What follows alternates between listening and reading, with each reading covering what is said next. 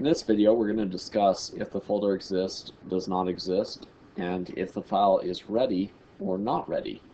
Let's go ahead and make a new macro by right-clicking anywhere in this white area on this side of the pane and click New Macro. Go to No Activation and click Scripting Editor. Now I should also probably give this a nickname, so let's go to Properties and name this IfFolder and IfFileReady. So IfFolder, IfFileReady, and go back into Scripting Editor. It's always good practice to give your macro a nickname, because then you can remember what you were actually writing the script for when you're getting to the 400th line, or because then you can reference back to it when you go to save the macro, so that it's not just a blank macro for the nickname. Next, let's go into the Files Folders category by single-clicking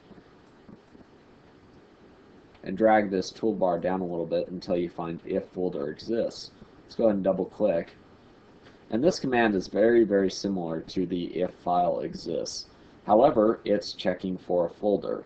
So if we go into our C drive, by going to My Computer, C drive, and we make a new folder by clicking File, New Folder, and let's just name this Test, go back into Macro Express, then we can specify here in the folder name that folder that we just created. So C drive test and click OK. So now it says, okay, if the C drive test folder exists, then do the following statements. The if folder does not exist does the exact opposite. If the folder does not exist, do the following. So if we were to use the if folder does not exist and put some commands in there, since the folder does exist, it would not actually execute those commands.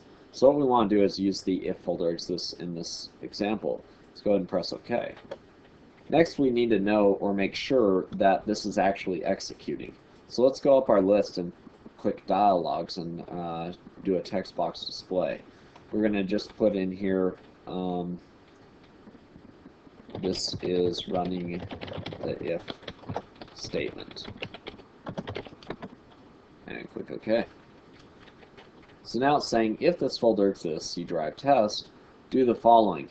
And then where does that if statement end? Well, we need to put an end if statement in. So let's go to under Logic or Files or Folders, either one, and locate end if. So now it says, okay, if folder exists, C drive test, do a text box display, and then end that if statement. So now let's go ahead and test this out and give it a shot by pressing the play button. And you'll notice that it gives us our statement. Let's go ahead and press OK.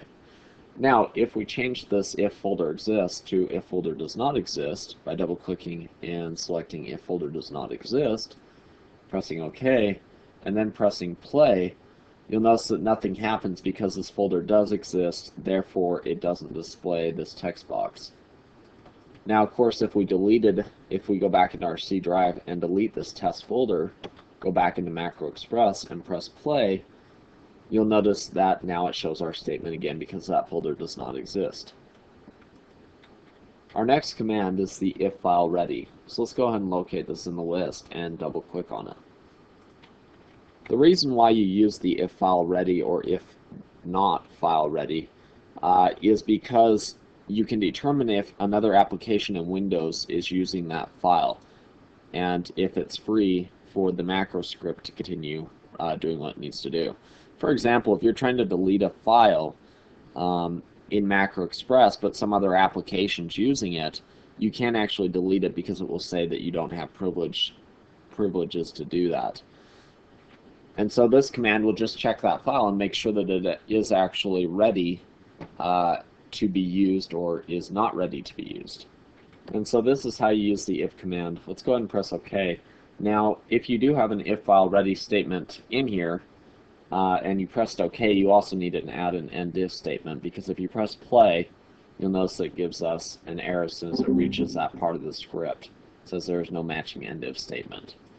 So what we need to do is press OK and put an end if statement at the end. And this concludes our video on the if folder and IfFileReady.